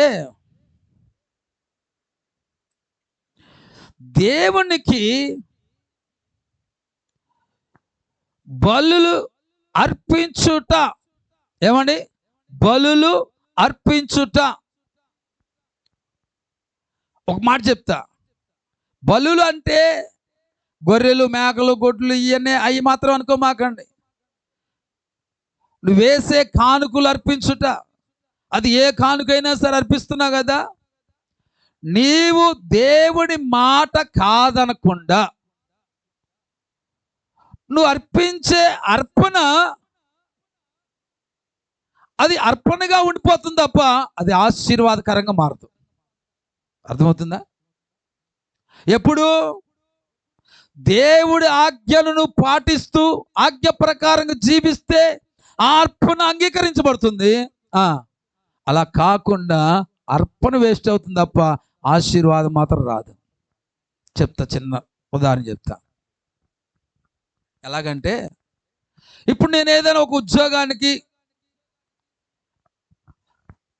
నేనేం చేశానంటే ఏమంటారు దాన్ని, అప్లై చేశాను అనుకుందాం. అప్లై చేసినప్పుడు వాళ్ళు ఏం చెప్తారంటే, అయ్యా నీ బయోడేటా మొత్తం తీసుకురా అంటారు. సర్లే తీసుకెళ్తా. తీసుకెళ్ళినప్పుడు నా పేరు వచ్చినప్పుడు నేను ఏం చేస్తానంటే నా బయోడేటా వాళ్ళకి అప్పగిస్తా. ఇస్తానా లేదా? ఇస్తా. అది ఎప్పుడు అంగీకరించబడుతుందంటే తాను ఏ ఉద్యోగం అయితే నాకు ఇవ్వాలనుకున్నాడో ఆ ఉద్యోగం తగిన క్వాలిఫికేషన్లు ఆ బయోడేటాలో ఉంటే అప్పుడు ఆ ఉద్యోగం నాకు వస్తుంది. ఒకవేళ ఆ ఉద్యోగానికి తగినట్లుగా బయోడేటా లేకపోయింది అనుకోండి, ఉద్యోగం వస్తుందా? వచ్చిద్దా? మన ఇచ్చిన బయోడేటా మొత్తం ఆ దగ్గర ఉంటుంది, కానీ ఉద్యోగం మాత్రం రాదు. అదే కానీ దానికి తగినట్టుగా ఉందనుకోండి, మన బయోడేటా వాళ్ళ దగ్గర ఉంటుంది, ఉద్యోగం మన దగ్గర ఉంటుంది. అవునా కదా? హల్లెలూయా. నేను కూడా మందిరం కోసం అంటే ఆదివారం కానుకలు వచ్చేయి, శుభ్రంగా తీసుకెళ్ళిపోయి పలానా ఆయన వచ్చాడు, ఆయన దగ్గరికి వెళ్ళు, ఆయన దగ్గర పెట్టు అప్లికేషను, ఆయన నీకు ఏదైనా ద్వారం తెరుతాడంటే అటు పోయేవాడిని. ఇంకొక వాళ్ళు కొత్తగా వచ్చారు, ఈ మధ్య బాగా పనులు చేస్తారంటే వాళ్ళ దగ్గరికి పోయేవాడిని. ఇలా కానుకలు చాలా మటుకు ఏం చేస్తుంటే ఈ ఫోటో స్టాట్లకి, కాపీలకి, జిరాక్స్లకి తీసి కవర్లు కొని దాంట్లో పెట్టి పేర్లు రాసి వీళ్ళకిచ్చి ఈ దారి ఖర్చులకి, పెట్రోల్ ఖర్చులు ఆటికి అయిపోతూ ఉండే. కానీ ప్రతి ఒక్కరు తీసుకున్నవాడే, ఒక్కడు కూడా మందిరానికి స్థలం ఇవ్వాల, ఒక్కళ్ళు కూడా ద్వారాలు తెరవాల. నువ్వు అనార్హుడివి అన్నట్లుగా పని తీసుకుని నాకు ఇచ్చేసారా పని. ఆ కాగితాలు వేరే వాళ్ళకి ఉపయోగపడే కదా, చించేసి పక్కన పడేసేవాళ్ళు, ఏముండేది కాదు. ఇలాగ ఎన్ని అప్లికేషన్లు పెట్టానో, ఎంతమందికి ఇచ్చానో, వచ్చిన కమిషన్ కల్లా ఇచ్చేవాడిని తీసుకుపోయి. ఒక్కడు కూడా నాకు దానికి రిప్లై ఇవ్వాల. కానీ నా ఎన్ని ఏమైపోయినా సప్లై అయిపోతానే ఉన్నాయి. కానీ ఇసుకొచ్చి తర్వాత ఏం చేసిండే, దేవుడికి అప్లికేషన్ పెట్టుకున్నా. అక్కడ నా అప్లికేషన్ ఏమైందంటే అంగీకరించబడింది. దేవుడు ఏం చేశాడంటే ఒక కట్టిన మందిరాన్ని దేవుడు ఇచ్చాడు. హల్లెలూయా. ఇప్పుడు నేను అంటున్నాను వీళ్ళందరికీ ఇచ్చాను, కానీ ఎందుకంటే అది నాకు అవకాశం ఎందుకు రాలేదంటే వాళ్ళ ఆలోచనకి నా అప్లికేషన్, నా బయోడేటా ఏమవ్వాలా, మ్యాచ్ అవ్వాలా. అందుకని వాళ్ళు ఏం చేశారు, క్యాన్సిల్ చేశారు. కానీ దేవుడికి నా బయోడేటా ఏమైందంటే మ్యాచ్ అయ్యింది. దేవుడు నాకు కార్యం చేశాడు. హల్లెలూయా. ఈరోజు నీ బలులు మ్యాచ్ అవ్వాలి దేవునికి. ఏమవ్వాలి చెప్పండి? మ్యాచ్ కాని బలులు ఎన్ని అర్పించినా తక్క మన బలులు వేస్ట్ అవుతాయి తప్ప ఆశీర్వాదం ఏముండదు. హల్లెలూయా. ఈరోజు నువ్వు ఏది చేసినా, నువ్వు కానుకలు ఇచ్చిన మ్యాచ్ అవ్వాలా, నువ్వు బలులు అర్పించిన మ్యాచ్ అవ్వాలా, నువ్వు ప్రార్థన చేసిన ఏమవ్వాలా, మ్యాచ్ అవ్వాలా. హల్లెలూయా. ఇది క్రికెట్ మ్యాచ్ కాదు. స్తోత్రం. అర్థమైందా? దేవుడి ఆశీర్వాదానికి నీ బలులకి ఏమవ్వాలా, మ్యాచ్ అవ్వాలా. అప్పుడే ఆశీర్వాదం దిగుతుందంతే. లేకపోతే బలులు వేస్ట్ అవుతాయి తప్ప ఏం సుఖం ఉండదు. దేవుడి చిత్తము తెలిసి కూడా అలాగూ చేయకుండా నువ్వు ఎన్ని బలులు అర్పించినా, ఎన్ని దహన బలులు అర్పించినా, ఎంత శ్రేష్టమైనటువంటి కొవ్వు పట్టిన పొట్టేలును, దూడలను, మేకలను నువ్వు బలులు అర్పించిన బిడ్డ, వారి పాపిష్టి ముఖంవాడా, నువ్వు కొవ్వుని పట్టిందా నాకు ఇచ్చావు కాబట్టి ఇదిగో కొవ్వు పట్టింది ఇస్తున్నా నీకు అని చెప్పి ఎవడు దేవుడు అక్కడ. స్తోత్రం. పోరా, ఎంతో కాలం నమ్మకమైనటువంటి దైవ సేవకుడు బాధపడుతున్నాడు. ఈ కొవ్వు పట్టింది అంత సూపర్గా పండగ చేసుకుంటానని చెప్పి ఈయన పండగ చేసుకుంటాడు. వాడుకోను నిరాశ, ఆశ నిరాశయే. ఇలాంటి పాటలు ఎన్నిసార్లు పాడుకుని ఉంటారో. స్తోత్రం. హల్లెలూయా. కాబట్టి ప్రియ దేవుని సంగమా, మన బలులు, మన భక్తి దేవుడికి మ్యాచ్ అవ్వాలి. స్తోత్రం. హల్లెలూయా. ఇక్కడ అదే అంటున్నాడు కదా, క్రొవ్వు అర్పించుడు కంటే, పొట్టేళ్ళ క్రొవ్వు అర్పించుడు కంటే మాట వినుట శ్రేష్టము. Praise the lord. ఇప్పుడు అంటున్నాడు కదా, తిరుగుబాటు చేయుట, సోదె చెప్పుటయను. ఏంటండి?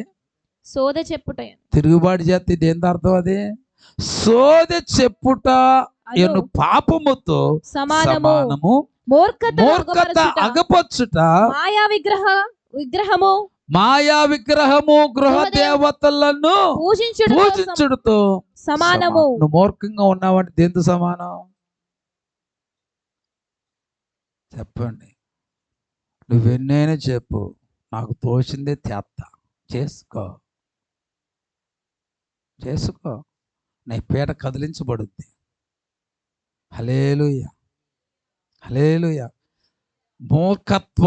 మూర్ఖత్వము దేంతో సమానం అన్నాడు? విగ్రహారాధనతో సమానం.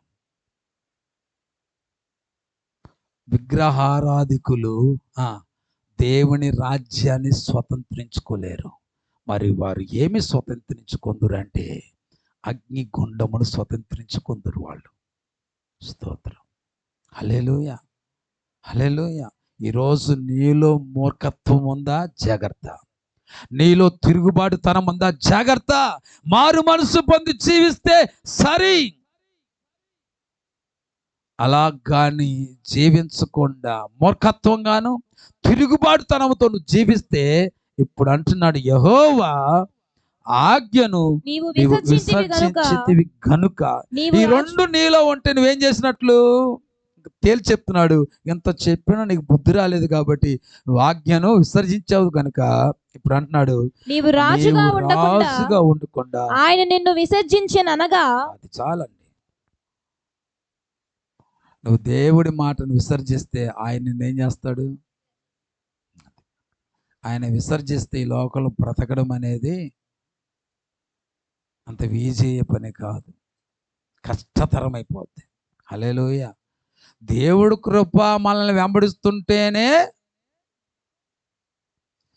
కింద పడి మీద పడి పైన పడి కింద పడి లొట్టలు వేసుకొని అది వేసుకొని ఇది వేసుకొని మొక్కుతూ మూలుగుతూ బండిని ఏం చేస్తున్నాం? జీవితం అని నావ నడిపిస్తున్నాం. ఏది? కృప వెంబడిస్తుంటేనే.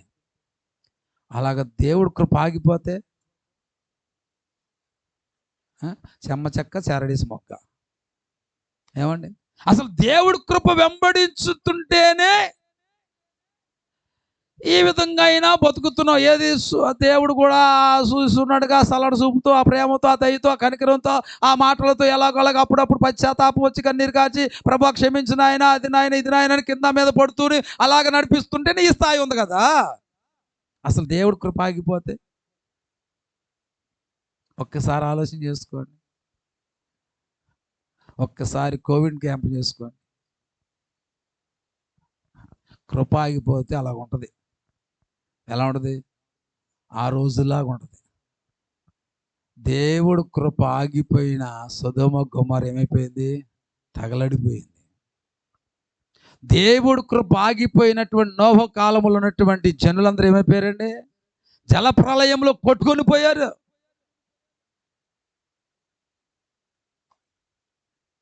ఇప్పుడు సౌలు విషయంలో కూడా దేవుడు కృప ఏమైంది? ఆగిపోయింది. కాలబేరానికి వచ్చినా కానీ పని అవ్వాలి అక్కడ. స్తోత్రం. హల్లెలూయా. అందుకనే మరలా చెప్తున్నా, మొదటి గద్దింపులోనే నువ్వు మారు మనసు పొందితే చివరి గద్దింపు అనేది నీ దాకా రాదు.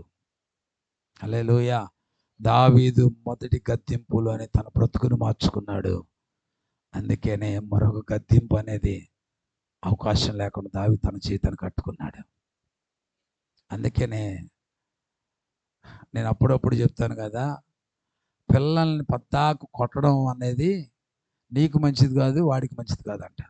కొట్టేది ఏదో ఒకటి గట్టి కొడితే అదే చివరిది మొదటిది అయింది. కొడతానంటే ఎలా కొట్టాలంట? గుర్తుండిపోయి కొట్టాలంట. ఎలా కొట్టాలి? స్తోత్రం. హల్లెలూయా. ఒకవేళ అప్పుడు గుర్తుండిపోయేటట్లు కొట్టపోయావు అనుకో, ఇప్పుడు గుర్తుండేటట్లు నీకు ఇస్తారు దోశ. స్తోత్రం. హల్లెలూయా. అందుకని జీవితంలో మనం నేర్చుకోవాల్సిన పాఠం ఏంటో తెలుసా? సౌలు వలె తిరగబడక దావీదు వలె లోబడు. అంతే. స్తోత్రం. హల్లెలూయా. ప్రార్థన విషయంలో కానీ, వాక్య విషయంలో కానీ, సంఘ క్రమ విషయంలో కానీ దేవుడు చెప్పిన దాన్ని చెయ్యకుండా జీవించామా, అది పాపముతో సమానం.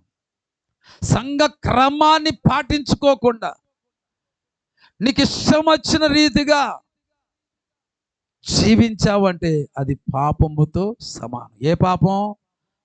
ఏ పాపం అది? రక్షించబడిన వారు చేసే పాపం అది. తర్వాత రెండవదిగా ఇక్కడ ఏమన్నాడంటే, దేవుడు చెప్పనివి చేయుట కూడా ఒకటి. చెప్పింది చేయకపోవడం, చెప్పండి, చెప్పింది చేయకపోవడం పాపమే. చెప్పనవి చేయడం కూడా పాపమే. ఈరోజు మనది ఏ జాబితాలో ఉందో, ఒకవేళ ఎవరు అలాంటి వారు లేకపోతే నిశ్చయముగా దేవుని యొక్క కనికరము, దేవుని కృప మీ మీద మెండుగా ఉంటుంది. హల్లెలూయా, హల్లెలూయా. ఒకవేళ దేవుడు చెప్పిన దానిని చేయకుండా జీవిస్తున్నా, అలాగే దేవుడు చెప్పనివి చేస్తూ ఒకవేళ జీవిస్తున్నా, ఈరోజు రెండు విధాల జీవితాలకు స్వస్తి పలకండి. దేవుడు చెప్పింది చేద్దాం, చెప్పంది చేయకుండా జీవిద్దాం. హల్లెలూయా, హల్లెలూయా. చెప్పనవి చేయటం కూడా పాపమే. హల్లెలూయా. దేవుడు చెప్పనివేంటి? ఒకటి, త్రాగమని దేవుడు చెప్పాడా? చెప్పలా. వ్యభిచారం చేయమని దేవుడు చెప్పాడా? చెప్పలా. సినిమా సీరియల్ చూడమని చెప్పాడా? చెప్పలా. అబద్ధం ఆడమని చెప్పాడా? చెప్పలా. నీ తోటి వారిని శపించు అన్నాడా? చెప్పలా. వారి మీద లేనిపోయినటువంటి నేరమోపమని చెప్పాడా? చెప్పలా. అలాగే దొంగతనం చేయమని చెప్పాడా? చెప్పలా. శపించమని చెప్పాడా? చెప్పలా. తోలనాడమని చెప్పాడా? చెప్పలా. నీ పొరుగు వాడిది ఆశించమని చెప్పాడా? చెప్పలా. ఇవేవి చెప్పలేదు కాబట్టి చెప్పనివి చేశామనుకో, అది కూడా పాపమే. కాబట్టి జీవితాలు మార్చుకొని ఇప్పటి వరకు ఒకవేళ మారు మనసు పొందిన పాపులుగా ఒకవేళ ఉన్నట్లయితే, ఈరోజు అలాంటి వారి ప్రార్థన దేవుడు ఇచ్చాడంట, అంగీకరించడంట. మరి ఎవరి ప్రార్థన ఆలకిస్తాడంటే, మారు మనసు పొంది దానికి తగిన జీవితాన్ని జీవించే వారి ప్రార్థన దేవుడు ఆలకిస్తాడు. చివరిగా సామెతల గ్రంథం 15వ అధ్యాయము 8వ వచనం చదువుకొని ముగించుకుందాం. 15:8. భక్తిహీనులు అర్పించు బలులు యెహోవాకు హేయములు. ఎవరండి? ఎవరు? భక్తిలో హీనులైపోయిన వారు. వాళ్ళు అర్పించే ప్రతి బలి కూడా ఎలాంటిదంట? యెహోవాకు హేయములు. అర్పించింది మాత్రం ఉండిపోద్ది, కానీ అది అంగీకారయుతంగా ఉండదు, హేయమైనదిగా మారిపోద్ది. తర్వాత అంటున్నాడు, యథార్థవంతుల ప్రార్థన. అది సంగతి. హల్లెలూయా. అక్కడ యథార్థవంతుల యొక్క ప్రార్థన ఆయనకు ఆనందకరము. ఆనందకరము. హల్లెలూయా. ఈరోజు హేయమైనది నీలో ఏలుబడి చేస్తుందా, లేకపోతే ఆనందకరమైనది నీలో ఏలుబడి చేస్తుందో గుర్తుపెట్టుకో. హేయమైనది చేసావా, నువ్వు ఒక హేయమైన వాడికి మారిపోతావు. ఆనందకరమైనది చేసావా, నువ్వు ఒక ఆనందకరమైన జీవితాన్ని జీవిస్తావు. ఈ రెండు మన చేతిలోనే ఉన్నాయి. మన జీవితము నడిపించబడుతున్న విధానాన్ని బట్టి దేవుని యొక్క వాక్కు మనలో పనిచేస్తుంది, దేవుడి ఆశీర్వాదం మనలో పనిచేస్తుంది. కాబట్టి జాగ్రత్తగా మన జీవితాన్ని కట్టుకుందాం. దేవుడి మాటలు తన వెనుకలో జ్ఞాపకము చేసుకున్నాడు గాక. ఎవరి ప్రార్థన దేవుడు అంగీకరించండి. అంగీకారము కాని ప్రార్థనలు ఏ ప్రార్థనలు అండి? దేవునికి ఏ ప్రార్థన అంగీకారంగా ఉండవు? రక్షించబడిన పాపుల ప్రార్థన దేవుడు ఆలకించడం. అర్థమవుతుందా? అనగా దేవుని చిత్తానుసారముగా జీవించని వారి యొక్క ప్రార్థన దేవుడు అంగీకరించడు. No doubt. ఇంకా అది ఉపవాస ప్రార్థన, కన్నీటి ప్రార్థన, గంటల తరబడి ప్రార్థన, రోజుల తరబడి ప్రార్థన, 30 దినాల, 40 దినాల, 50 దినాల, 360 రోజుల ఏ ప్రార్థన అయినా సరే అది శపితమైనది దేవుని దృష్టిలో.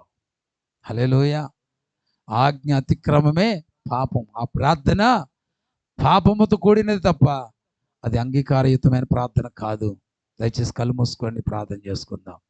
ఈరోజు నీ ప్రార్థన ఏ విధంగా ఉంది? అది దేవుడికి అంగీకారయుతమైన ప్రార్థనేనా? నువ్వు అర్పించే బలులు అవి దేవునికి అంగీకారయుతమైనవేనా? ఈరోజు దేవుని చిత్త ప్రకారంగా నువ్వు అర్పించే ప్రతి అర్పణ అది శపితమైనదిగానే మారిపోతే,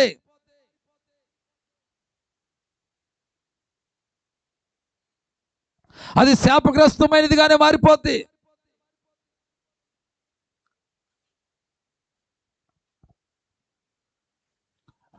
ఒక రోజు ఏసన్న గారి పాటికి మీరందరూ కళ్ళు మూసుకుని వినండి. ఏసన్న గారు ఒక ఊరు వెళ్ళారంట. ఆ ఊరు వెళ్ళేటప్పుడు బ్యాగ్ తెచ్చుకుంటే, అయ్యా నేను ఫలానా దగ్గర ఉన్నానయ్యా, ఎవరు పంపిస్తే నేను వస్తానయ్యా మీటింగ్ ప్లేస్కి అన్నారంట. ఈలోపు ఒక ఆయన వచ్చాడు. వచ్చినప్పుడు మాటల సందర్భాలు అడిగాడంట, ఏమయ్యా నువ్వు ఎవరివి అంటే, నీ సంఘ పెద్దనయ్య గారా అంటే, అలాగా వెరీ గుడ్ అని చెప్పి ఈయన తెచ్చుకున్న బ్యాగ్ ఆయన చేతులు పెట్టాడంట. మాటల సందర్భాలు అడిగాడంట, నువ్వు సంఘ పెద్దవు కదా, నువ్వు దశభాగం ఇస్తావని అడిగాడంట. అయ్యి బాబాయ్ అదొక్కటే నన్ను నాలో లాభం అన్నాడట. MN bag లాగేసుకున్నాడట. నీ దగ్గర నా బ్యాగ్ కూడా ఉండకూడదు, దొంగడి దగ్గర నా దగ్గర ఉన్న కూడా దొంగలు ఇచ్చేస్తా. నువ్వు దేవుడు సొమ్ముని దొంగలు ఇచ్చినాడువి, నా దగ్గర ఉన్న కూడా దొంగలు ఇస్తాను బ్యాగ్ తీసేసుకున్నాడంట. అరే, ఒక దైవ సేవకుడే ఒక సంఘ పెద్ద నమ్మకంగా లేకపోతే ఇచ్చిన బ్యాగ్ వెనక్కి తీసుకున్నాడే. దేవుడి దృష్టిలో నీవు అపనమ్మకస్తుడిగా దైవ చిత్త ప్రకారం జీవించుకోకుండా నువ్వెంత శ్రేష్టమైనటువంటి ప్రార్థన చేసిన, ఎంత కన్నీరు కాచినా, ఎంత ఉపవాసముని ప్రార్థించినా ఆ ప్రార్థనని బలులు దేవుడు అంగీకరించడు. అవి నీకు ఆశీర్వాదకరంగా ఏమాత్రంగా ఉండవు. దయచేసి ఈరోజు నీ జీవితంలో ఒక మార్పు తీసుకో. అందుకే కదా మన ఉపవాస ప్రార్థనలకు ముందుగా ఆ కుటుంబంతో ప్రార్థన చేస్తుంది. లోపము లేని వారుగా నిన్ను నువ్వు దేవుడి సన్నిధిలో పశ్చాత్తాపడి ప్రార్థిస్తే అప్పుడే నీ కుటుంబ అంశాలను ఆ అవసరతలు ప్రార్థన చేయడం అనేది జరిగించడానికి కారణం. ఎందుకు? లోపల పాపాన్ని పెంచి పోషిస్తూ ఎన్ని ఉపవాస ప్రార్థనలు పెట్టుకున్నా, ఎన్ని గృహ కూటాలు పెట్టుకున్నా, ఎన్ని విక్టరీ ప్రేయర్లు పెట్టుకున్నా దాని వలన ఏమీ ప్రయోజనం ఉండదు. ఇచ్చే కానుకని సమయం వేస్ట్ తప్ప ఏముండదు అక్కడ. ఈరోజు ప్రియ దేవుని బిడ్డ ఏది చేసినా అది చిన్నదైనా పెద్దదైనా దేవుడి దగ్గర నుంచి జవాబు పొందుకునే చేద్దామండి. దేవుడి దగ్గర నుంచి దీవెన వచ్చేది చేద్దామండి. ప్రతి మనిషి ఏది చేసినా దాని వెనకాల ఉపయోగం ఎంతో కొంత చూసుకుని పని చేస్తాడు కదా. ఈరోజు నువ్వు చేసే భక్తి విషయంలో ఎందుకు అలాంటి ఒక ఆలోచన లేకుండా చేస్తున్నావు? ఎవరు నమ్మించడానికి, ఎవరు మభ్య పెట్టడానికి, ఎవరికి ఆ ముసుకేయడానికి ఆ భక్తి చేస్తున్నావు? రిక్షా తొక్కేవాడు సైతం కూడా వాడు అంత కష్టపడి రిక్షా తొక్కే విషయంలో కూడా వాడు ఎంతో కొంత ఆశపడే ఆ పని చేస్తాడు. వాడు ఒకవేళ దాని వలన వాడు ఆశించింది రాకపోతే దాన్ని పక్కన పెట్టేస్తాడు. ఈరోజు ఆ రిక్షా వాడుకున్న ఆ రోషం దేవుడి బిడ్డలుగా మనకి ఎందుకు ఉండకూడదు? హల్లెలూయా, హల్లెలూయా. ఈరోజు భక్తి చేస్తున్నామంటే 1000 తరాల వరకు దేవుని కనికరము నీ వంశం మీద ఉండేటట్లుగా చేయాలి మనం. Praise the Lord. నీ తర్వాత నీ తరానికి, ఆ తర్వాత ఆ తరానికి, ఆ తరానికి ఆశీర్వాదకరంగా ఉండినట్లుగా నీ యొక్క ఆత్మీయ జీవితం నడిపించబడును గాక. ప్రార్థన చేసుకుందాం. దయగల తండ్రి, ప్రేమగల రాజ్యానికి వందనాలు. ఇంతసేపు నాయన మీరు మాతో మాట్లాడి ప్రతి మాటకి స్తోత్రం. విన్న మాటలు మంచి నేల పడే విత్తనాలు వలె ప్రతి జీవితంలో నూరంతులుగా ఫలించును గాక. ప్రభువా, ఎవరిలో అయినా సరే చెప్పన్నవి చేస్తూ చేయమన్నది చేయకుండా జీవిస్తున్నట్లయితే ఈరోజు నీ వాక్యపు వెలుగులో జీవితాలను మార్చుకుందరు గాక. యేసయ్యా, మార్పు నొందిన బిడ్డల వలె నీ సన్నిధులు వారు నివసించుదురు గాక. యేసయ్య శక్తి కలిగిన నామములు ప్రార్థించి మనోళ్ళని వేడుకొచ్చున్నాము తండ్రి. ఆమేన్, ఆమేన్, ఆమేన్. అందరూ లేచి నిలబడదాం.